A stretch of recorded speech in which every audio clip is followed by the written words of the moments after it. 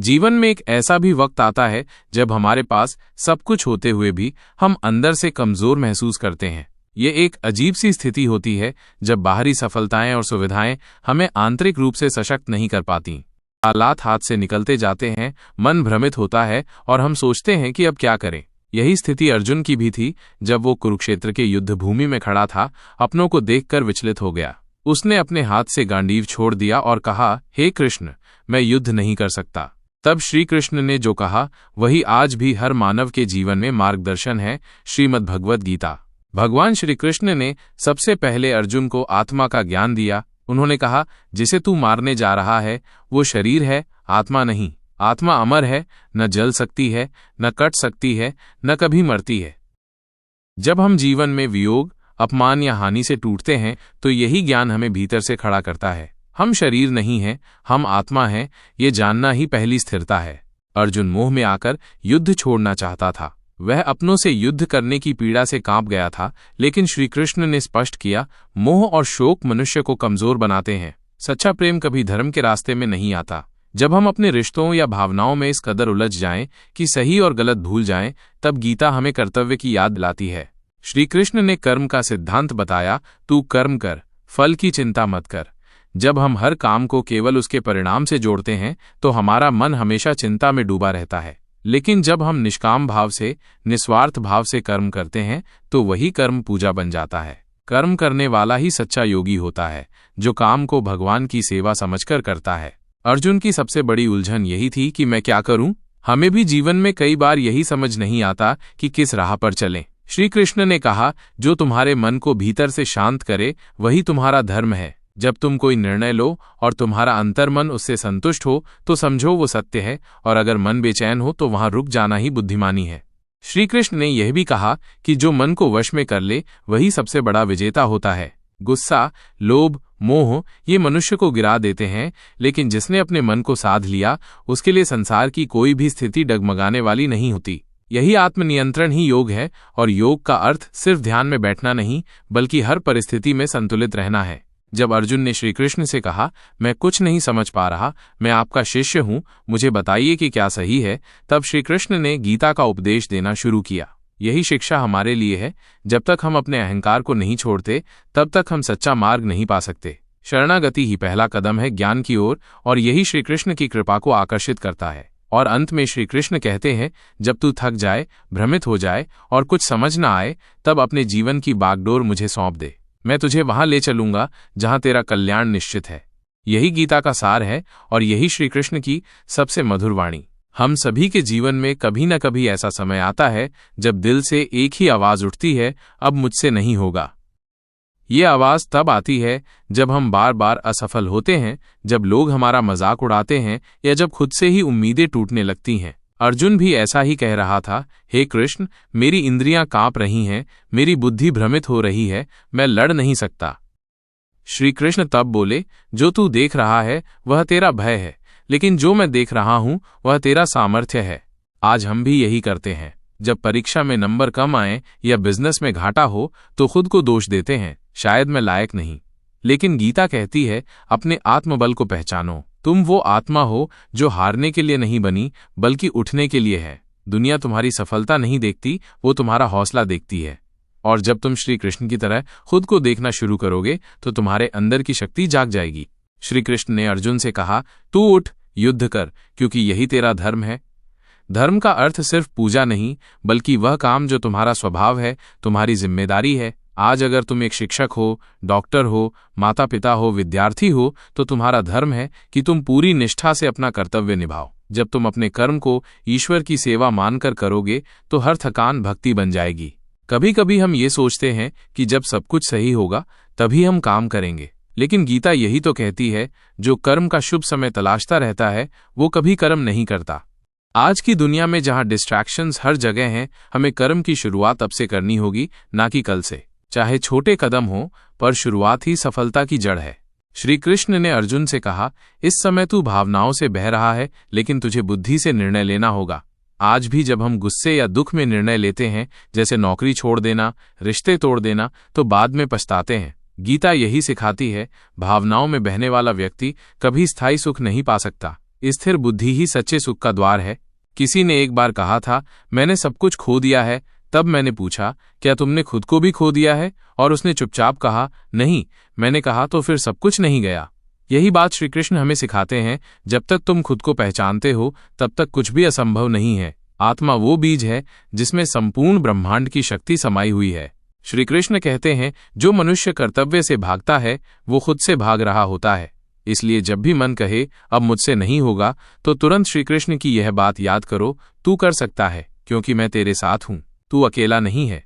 यही विचार तुम्हें वो साहस देगा जो शब्दों से नहीं, श्रद्धा से आता है। भगवान श्री कृष्ण कहते हैं, तू मेरा स्मरण कर, मुझ में विश्वास रख और अपने कर्म करता चल। जब तू खुद पर विश्वास खो बैठे, तभी मैं तुझ में विश्वास रखूंगा। यही मेरा वादा है हर उस आत्मा से जो थक चुकी है पर रुकी नहीं है।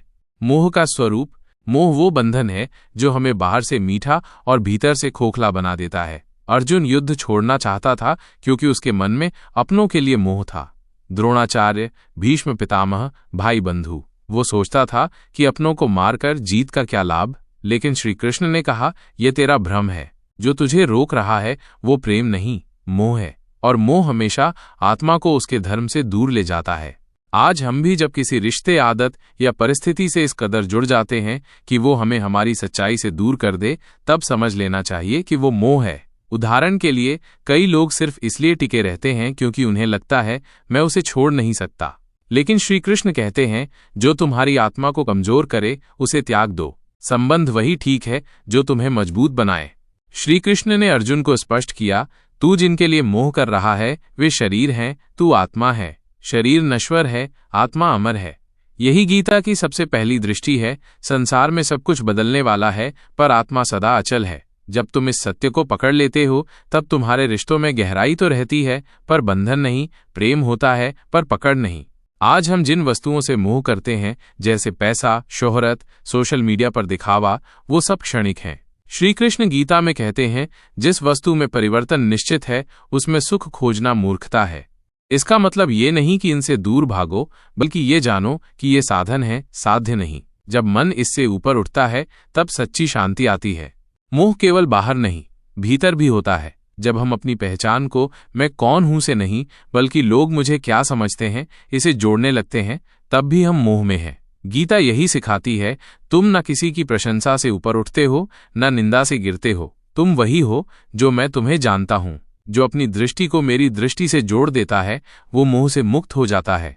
अर्जुन का सबसे बड़ा डर यही था कि युद्ध के बाद वो अपनों को खो देगा, लेकिन श्री कृष्ण ने उसे सत्य बताया, तू उन्हें खो नहीं रहा, तू केवल समय की लीला में भूमिका निभा रहा है।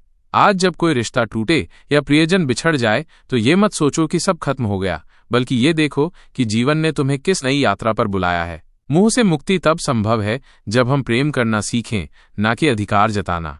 श्री कृष्ण राधा से प्रेम करते थे, पर उन्हें कभी बांध कर नहीं रखा, क्योंकि जहां स्वार्थ होता है वहां मोह होता है, और जहां समर्पण होता है वहां प्रेम। इसलिए जो भी चीज तुम्हें रोक रही हो उसे पकड़ो नहीं, उसे प्रभु को सौंप दो। भगवान श्री कृष्ण कहते हैं, जो मुझसे जुड़ जाता है वो हर मोह से ऊपर उठ जाता है, और जो मुक्त होता है वही सच्चा प्रेमी होता है। मुझे अपनाओ, मोह स्वतः छूट जाएगा और तब तुम वही बनोगे जो तुम हो, मुक्त, निर्मल, दिव्यात्मा। सफलता और विनम्रता।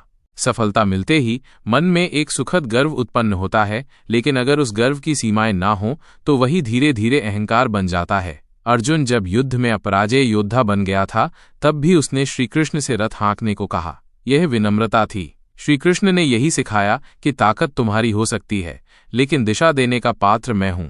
इसका अर्थ ये नहीं कि तुम मूल्यहीन हो, बल्कि ये कि तुम्हारी सफलता मेरे आशीर्वाद से पूर्ण होती है। जिस दिन तुम ये मान लेते हो कि मैंने ही सब कुछ किया, उसी दिन से तुम्हारे पतन की शुरुआत हो जाती है।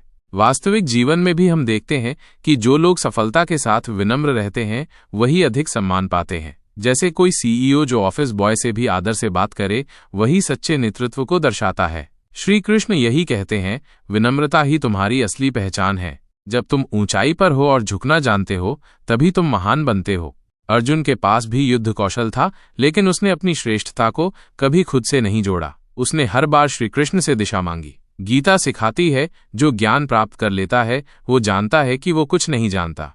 यही भाव तुम्हें सफलता के नशे से बचाता है और तुम्हें सच्चे साधक की तरह जीने की शक्ति देता है। कई बार हमें लगता है कि हमारे पास जो भी है माइनस धन पद मान माइनस वो स्थायी है, लेकिन श्री कृष्ण कहते हैं संसार में जो भी मिला है वो एक दिन छीन जाएगा, इसलिए उसे भोगते हुए भी खुद को उससे अलग रखो। यही संतुलन है जिसमें तुम भोग में हो लेकिन भोग तुम्हें नहीं भोग रहा। आज की दुनिया में जहां सोशल मीडिया पर मैं की प्रदर्शनी चलती रहती है, मैं कहाँ गया, मैं क्या पहन रहा हूं, मुझे कितने लाइक्स मिले, वहां गीता की ये बात आंखें खोल देती है। जिसने अपने मैं को त्याग दिया वही मुझ में समाया, क्योंकि जब मैं हटता है तभी हम जन्म लेता है और वही प्रेम का पहला चरण होता है। जो इंसान अपनी ऊंचाई पर रहकर दूसरों को साथ लेकर चलता है वही सच्चा योगी है। श्री कृष्ण कहते हैं जो फल मिलने पर उछलता नहीं और छिन जाने पर टूटता नहीं वही स्थिर बुद्धि वाला है। स्थिरता ही असली शक्ति है और जो व्यक्ति मेरे स्मरण में स्थित होता है उसका मन सदा शांत और प्रसन्न रहता है। भगवान श्री कृष्ण कहते हैं तू जब सबसे ऊंचाई पर होगा तब भी मेरा नाम जपना मत छोड़ना, क्योंकि जो ऊंचाई पर होते हुए भी झुकता है वही मेरे सबसे निकट होता है। अगर आज की श्री कृष्ण वाणी ने आपके दिल को छू लिया हो, अगर इन पंक्तियों ने आपके मन की किसी गहराई में कोई हलचल पैदा की हो, तो बस एक पल ठहरिए, अपनी आंखें बंद कीजिए और दिल से कहिए, हे कृष्ण अब तू ही मेरा साथी है, मेरा मार्ग है, मेरा सहारा है। यह वाणी कोई कहानी नहीं थी, यह आपका ही जीवन था जिसे श्री कृष्ण ने अपने शब्दों से आज छू लिया। अगर आपको लगा कि ये बातें सिर्फ सुनने भर के लिए नहीं बल्कि आत्मा तक उतर जाने वाली हैं, तो इस अनुभूति को सिर्फ अपने तक मत रखिए, इसे अपने अपनों तक पहुंचाइए ताकि उनकी रातों में भी थोड़ी शांति आ सके और उनके दिल में भी श्री कृष्ण का नाम बस सके। क्योंकि ये सिर्फ एक यूट्यूब चैनल नहीं है, बल्कि एक ऐसा स्थान है जहां शब्द नहीं भाव बोलते हैं, जहां हर दिन श्री कृष्ण के वचन हमें रोजमर्रा की जिंदगी जीने की ताकत देते हैं। अगर आप चाहते हैं कि ये श्री कृष्ण वाणी आपके जीवन का एक हिस्सा बन जाए तो अभी सब्सक्राइब कीजिए और घंटी बजाइए ताकि जब अगली वाणी आए तो आपको भी श्री कृष्ण की पुकार समय पर मिल जाए। क्योंकि एक बार अगर श्री कृष्ण ने बुला लिया तो फिर रास्ता, मंजिल और संग सब उन्हीं का हो जाता है। जय श्री कृष्ण।